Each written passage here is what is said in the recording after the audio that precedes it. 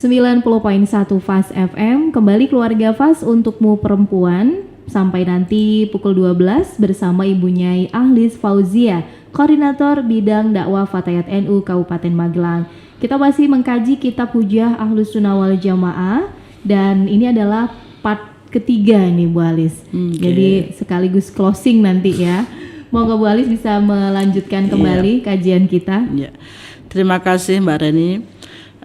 Saya lanjutkan Ziyadatum minal faqir. Ini adalah tambahan dari beliau mu'alif. Warawal imamul muhibbut tabrawi, diriwayatkan Imam Muhib at-Tabrawi, yasilu lil mayyiti kullu ibadatin tuf'alu anhu wajibatan au mandubatan. Artinya setiap ibadah yang dilakukan oleh seseorang, baik itu wajib ataupun sunnah ya, yang kemudian pahalanya itu diberikan kepada mayit, maka pahalanya sampai kepada mayit. Sebagai tambahan, faidatun wa min sholatin nafli sholatu raka'ataini lil ungsi fil qabri. Jadi sebagian dari sholat sunnah, ada satu sholat sunnah namanya sholat 2 rakaat lil ungsi fil qabri, atau ada orang mungkin umum mengatakan sholat ta'nisil qabri gitu ya. Artinya apa? Sholat 2 rakaat lil ungsi fil qabri ini, lil ungsi artinya adalah ngeyem-yemi atau memberikan ketenangan dalam kubur. Ruwiya 'anin Nabi sallallahu alaihi wasallam annahu qol la ya'ti 'alal mayyiti ashaddu minal lailatil ula. Tidak datang kepada mayit sesuatu hal yang sangat menakutkan, sangat memberatkan kecuali pada malam pertama. Ini bedanya ini Mbak Reni. Mbak Reni kalau dengar malam pertama mikirnya mesti malam pertama pengantin baru, itu malam yang sangat menyenangkan. Tetapi kalau bagi si mayit, malam pertama ketika dimasukkan ke dalam kubur, ini adalah sesuatu malam yang paling memberatkan. Maka apa? Diperintahkan farhamu bis shadaqati, maka muliakanlah, senangkanlah ahli kubur ini dengan sedekah. Farhamu bis shadaqati mayyamut. Faman lam yajid, ketika kita tidak bisa bersedekah, mungkin karena kondisinya memang enggak punya, enggak ada, tidak apa-apa. Faman lam yajid falyusalli raka'ataini, maka salatlah 2 rakaat. Yaqra'u fihima ay fi kulli raka'atin minhuma Fatihatal kitab. Dalam setiap rakaatnya membaca Fatihah 1 kali, wa ayatal kursi 1, dan ayat kursi 1 kali, wa alhaqumut takatsur marratan, surat Al-Hakumut Takatsur marratan, wa qul huwallahu ahadun 10 marrat, dan membaca surat Al-Ikhlas sebanyak 10 kali, maafnya. Wa yaqulu ba'da salam, dan kemudian mengucapkan setelah salam apa yang dibaca. Doanya adalah Allahumma inni shallaitu hadhihi sholatu wa ta'lamu ma urid. Allahumma ba'ats thawabaha, ya Allah sampaikanlah pahala dari sholat ini ila qabri fulan bin fulan, kepada kuburnya fulan bin fulan. Fayab'atsullahu min sa'atihi ila qabrihi alfa malakin, maka Allah pada saat itu fayab'atsullahu min sa'atihi, pada saat itu akan mengutus ke kubur fulan tadi alfa malakin, 1000 malaikat. Ma'akulli malakin, dan setiap satu malaikat itu membawa nurun, membawa cahaya, wahadiyatun, dan hadiah, yuknisunahu, yang akan memberikan ketentraman, yang akan menenangkan ahli kubur ini, ila yaumi yunfakhu fis-sur, sampai besok kelak dibangkitkannya pada hari kiamat. Subhanallah, masyaallah.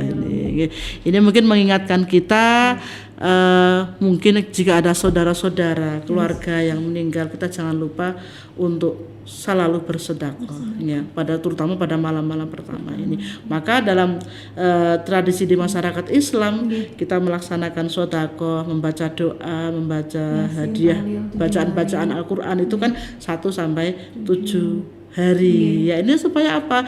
Memberikan ketenangan kepada si ahli kubur ini, supaya tadi yang dijanjikan oleh Rasulullah dikatakan dalam hadisnya luar biasa sekali, kita tidak bisa membayangkan andai itu terjadi pada diri kita. Iya. Baik. Ini luar biasa yang bisa kita terapkan di kehidupan kita sehari-hari begitu ya Bu ya. Iya. Tradisi yang ada dasarnya. Iya. Kita lanjut ke pertanyaan saja ya Bu Ahlis. Ini pertanyaan yang sudah datang dari 0815 78709640. Assalamualaikum Ibu narasumber. Waalaikumsalam. Bagaimana Ibu menyikapi perbedaan di tengah masyarakat? Apalagi terkait tradisi yang tadi Ibu sebutkan tadi ya. Ada tradisi nyadran, tradisi nujuh hari begitu Bu. Ini kan kadang di tengah masyarakat suka ada perbedaan. Bagaimana kita menyikapi nih Bu dengan bijak? Iya. Terima kasih. Iya. Terima kasih dari Ibu yang ada di Ibu yang Magelang. tadi disampaikan oleh Mbak Reni. Bagaimana sih kita menyikapi adanya perbedaan-perbedaan yang ada di masyarakat terkait dengan saya katakan amaliyah ibadah itu ya, yang seperti kita jelaskan di awal. Sebagai contoh mungkin tradisi sedekah ya, ketika meninggal, kemudian tahlil, kemudian ziarah kubur dan sebagainya ya. Dan ini sebetulnya nanti akan kita bahas panjang sekali di episode-episode berikutnya ya. Tetapi tidak ada salahnya bila kita sedikit mengulas bagaimana sih kita menyikapi ya. Perbedaan itu adalah sesuatu yang mutlak terjadi di mana-mana, apalagi dengan permasalahan yang tadi kita sampaikan. Permasalahan ini adalah furu'iyah itu sesuatu yang mungkin terjadi adanya khilafiyah atau perbedaan. Nah, kita meyakini bahwa dalam perjalanan kehidupan kita bermasyarakat, kita menemukan banyak orang dengan berbagai karakter ya, berbagai sifat. Masing-masing juga memiliki pandangan sendiri-sendiri tentang apa yang mereka yakini ya. Kemudian kita juga harus memiliki rasa kebijaksanaan ya. Istilahnya pun toleransi. Kalau dalam soal agama kita harus berprinsip lakum dinukum waliyadin, bagimu agamamu, bagiku agamaku. Tetapi dalam hal amaliyah seperti ini kita meyakini bahwa itu tadi masing-masing person itu memiliki dasar ya. Kalaupun mereka mungkin tidak memiliki dasar, ya sudahlah, yang penting kita ya melaksanakan itu. Kita tidak hanya sekedar ikut-ikutan. Seperti tadi saya katakan ya, jarene itu konon katanya itu. Nah, kita akan lebih mantap lagi kalau mengerti dasar ketika kita melakukan sesuatu. Contohnya ziarah kubur, Rasulullah juga melaksanakan. Kemudian menghadiahkan pahala sedekah, pahala bacaan Quran, itu juga ada dasarnya. Nah, ketika kita mempelajari tentang dasar hukum sesuatu, itu kita justru akan menjadikan lebih mantap lagi, dan mungkin pemikiran kita juga akan lebih bijaksana dan menyikapi orang lain yang tidak sepaham dengan kita itu dengan pemikiran bahwa oh, kita punya prinsip, punya dasar, mereka pun juga punya dasar, sehingga terjadilah toleransi atau hubungan yang baik antar sesama muslim ya. Pokoknya lana a'maluna walakum a'malukum. Apa yang menjadi amalku adalah amalku, perbuatanmu gitu. Mungkin seperti itu. Iya, jadi juga tadi Bu Ali juga mengingatkan di awal bahwa perbedaan itu merupakan rahmat ya Bu. Iya, betul. Tinggal kita melihatnya bagaimana dinamika yang ada di kehidupan. Sepertinya memang masih banyak pertanyaan yang masuk, tapi kita akan bahas di episode selanjutnya. Oh begitu, oke ya, tidak baik. apa-apa. Mungkin untuk terakhir Bu Ahlis, untuk closingnya nih Bu, di bab pertama ini poin-poinnya bisa mungkin direview lagi biar keluarga FAS makin paham gitu Bu. Monggo. Keluarga FAS yang berbahagia, kita sampai di penghujung pertemuan episode pertama dari kajian kitab Hujjah Ahlus Sunnah wal Jamaah ini. Sedikit saya akan memberikan satu motivasi kepada keluarga FAS semuanya, apalagi saat ini kita berada di era teknologi yang luar biasa sekali. Istilahnya dunia ada di genggaman kita ya.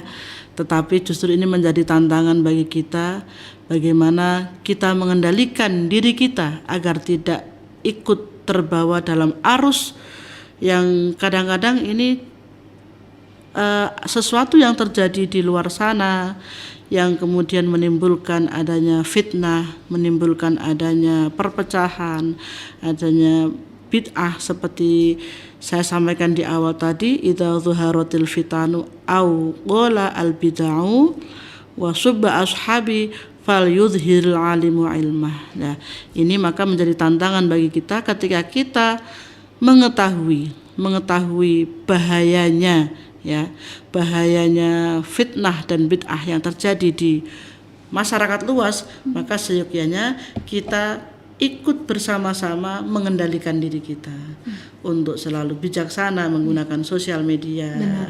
Iya, ketika ada postingan-postingan yang tidak baik, kita jangan ikut gatal tangannya untuk ikut mengkomentar, kemudian untuk bahkan ikut menyebarkan. Nah, ini kita takutnya nanti kita malah terjerumus ke dalam hal-hal yang tidak baik, dan tentunya naudzubillah untuk kita. Dan ini merupakan satu awal belajar kita, ngaji bareng kita di kitab Hujjah Ahlus Sunnah wal Jamaah ini. Masih banyak permasalahan-permasalahan yang akan kita kupas bersama-sama. Kami harap sahabat-sahabat keluarga FAS tidak akan bosan ya untuk mengikuti kami. Harus belajar terus gitu karena kita belajar bareng-bareng di sini. Kalau saya secara pribadi ada kekurangan, ada kesalahan dalam penyampaian, tentu itu datangnya dari kebodohan dan kekurangan saya secara pribadi. Tetapi intinya bahwa apa yang kita laksanakan, amaliyah yang kita laksanakan ini seyogyanya kita mengetahui landasan hukumnya, sehingga tentu kita tidak terjebak pada taklid buta yang sekedar ikut-ikutan saja, tetapi kita akan mengetahui, berbuat atau beramal, beribadah ketika kita mengetahui ilmunya, tentu akan mendapatkan pahala yang berbeda pula daripada yang tidak tahu ilmunya. Mungkin seperti itu. Baik, terima kasih Bu Alis. Baik, terima kasih Bu Alis atas waktu dan ilmunya. Kita akan kembali lagi keluarga FAS untuk episode berikutnya. Untuk Anda yang mungkin belum menyimak secara utuh, Anda bisa simak kembali melalui YouTube channel kita FAS FM Magelang. Jadi buat yang belum subscribe, please subscribe. Anda nanti bisa simak dialog-dialog dari FAS FM Magelang. Saya Reni Setia sebagai penghantar acara mengucapkan terima kasih. Selamat lanjutkan aktivitas Anda keluarga FAS. Wassalamualaikum warahmatullahi wabarakatuh. Waalaikumsalam.